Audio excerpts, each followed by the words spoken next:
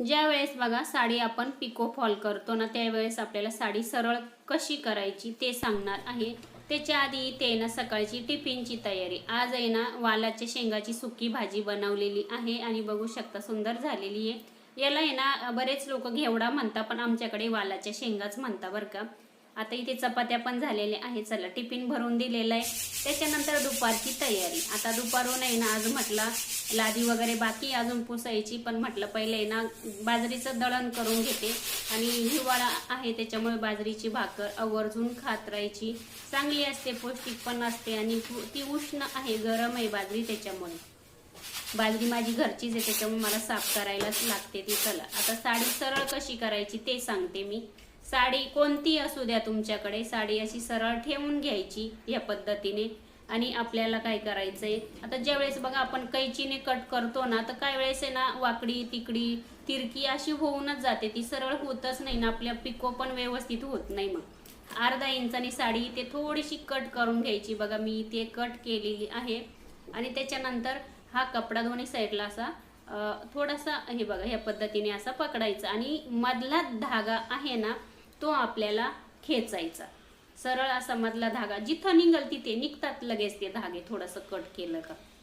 आणि आपल्याला आहे ना तो धागा आहे ना ओढायचा असा हळूहळू एक हाताने, आणि एक हाताने आपल्याला खालच्या साईडला आहे ना साडी बघू शकता अशी आपल्याला ओढायची आहे. म्हणजे तो संपूर्ण धागा आहे ना निघून येतो. जर अर्ध्यावरच तुमचा धागा तुटला तर तिथपर्यंत आहे ना जशी लाईन पडते ना तिथपर्यंत तुम्ही कट करून घ्यायचं आणि तिथून परत आहे ना धागा ओढायला सुरुवात करायची आणि संपूर्ण अशी कटिंग करून घ्यायची.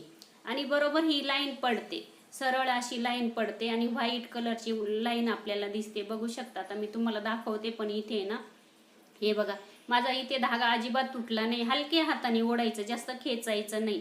आणि सरळ हे बघा आता जिथे कट केला नाही तिथं बरोबर बघा ही व्हाईट कलरची ना अशी लाईन पडलेली आहे, बघू शकता. आणि त्याच्यावरच आपल्याला कटिंग करून घ्यायची संपूर्ण. नंतर साडीला पिको करायचा किंवा फॉल लावायचा. चला इथे या पद्धतीने अशी ट्रिक मी सांगितलेली आहे. आवडली असेल तर लाईक पण करा. त्याच्यानंतर संध्याकाळी आज काही स्वयंपाक करायचा नव्हता, म्हणजे भाजी चपाती रोजच करतो, म्हटलं चला आज खिचडी बनवायची होती. आणि खिचडी पण आहे ना माझ्या मुलाने बनवलेली होती. त्याला खिचडी भात आहे ना खूप छान असा बनवता येतो. वटाणा पण होता आणि इंद्रायणी तांदळाची खिचडी बनवलेली आहे, खूप छान झालेली आहे. आणि इंद्रायणी तांदळाला तर खूप सुगंध असतो, तुम्हाला माहीतच आहे.